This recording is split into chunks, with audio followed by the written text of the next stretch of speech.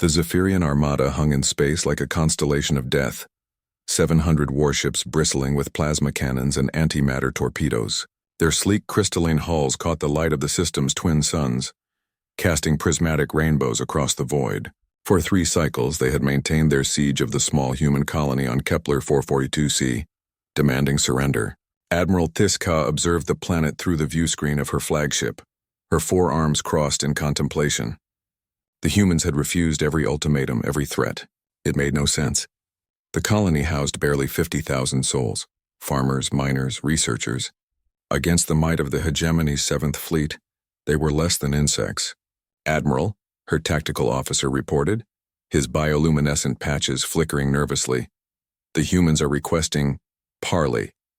Thiska's mandibles clicked in annoyance. Another delay tactic. They seek to buy time for reinforcements that will never come. Perhaps, Admiral, but the officer hesitated. They're sending a single shuttle. No weapons, no shields.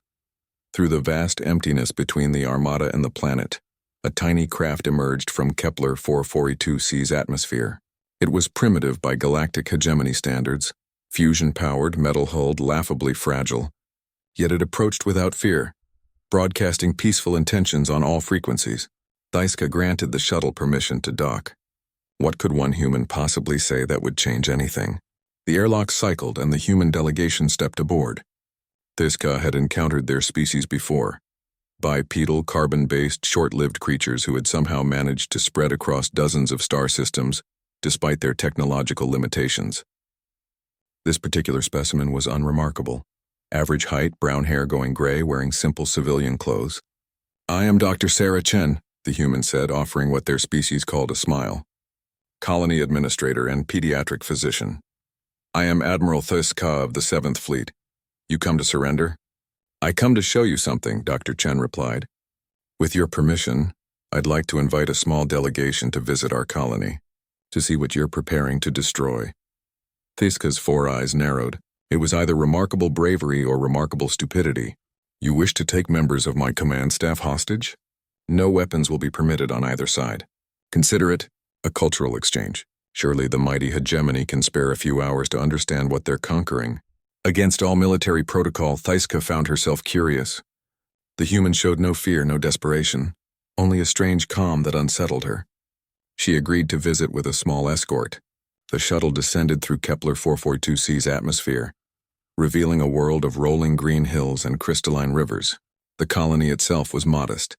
Clusters of domed buildings connected by covered walkways, agricultural plots stretching to the horizon. It looked more like a research station than a military installation. Dr. Chen led them through the settlement, past laboratories where humans studied local flora, past workshops where they crafted tools and art, past communal gardens where children played among the alien flowers they had learned to cultivate. The humans they encountered showed curiosity rather than fear, offering polite greetings to their former enemies. "This is what you're defending?" Thiska asked. "This peaceful outpost? This is what we're building," Dr. Chen corrected. "A place where different species can learn from each other, where knowledge can flourish." They entered what appeared to be a medical facility. Here, Thiska saw something that made her breath catch. In the beds were not just humans, but beings from across the galaxy. Altarian refugees from the border wars. Centauri merchants whose ship had malfunctioned.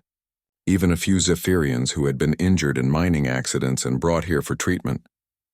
"You treat our people?" Thiska's tactical officer whispered. "We treat anyone who needs help," Dr. Chen said simply. "That's what physicians do." In the pediatric ward, children of multiple species played together. Human younglings teaching Altarian cubs to paint.